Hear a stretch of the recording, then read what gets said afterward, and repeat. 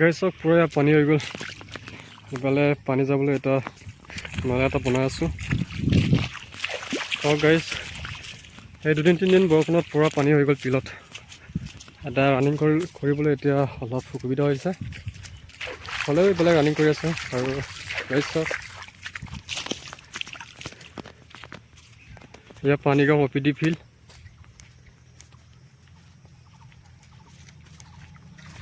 পুৰা পানী হৈ গ'ল।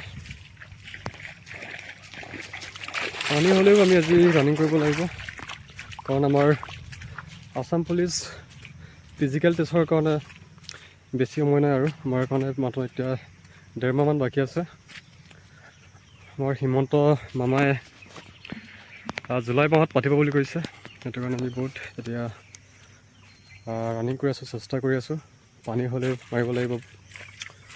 গাইজ চাওক, এয়া বহুত পানী হৈ গ'ল।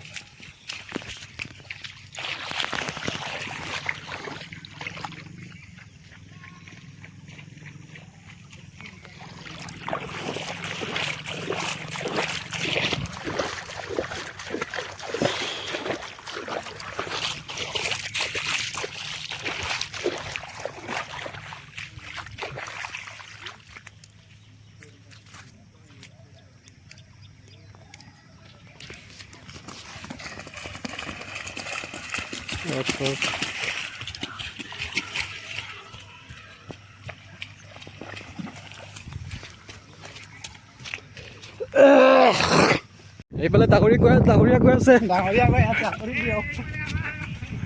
আঁতৰি দিয়ক, ডাঙৰীয়া গৈ আছে। এইফালে গাইজ চাওক, পুৰা পানী আমাৰ এইফালে ফিল্ডত।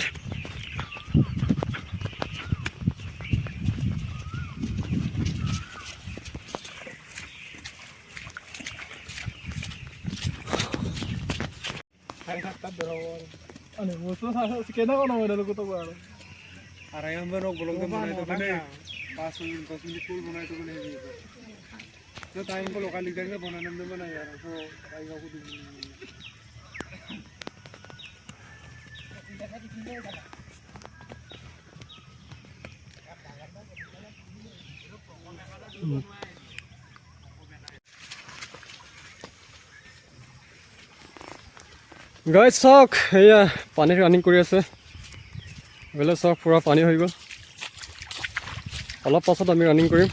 ই আমাৰ ডাঙৰীয়া আছে, ডাঙৰীয়া উমেশ দলে।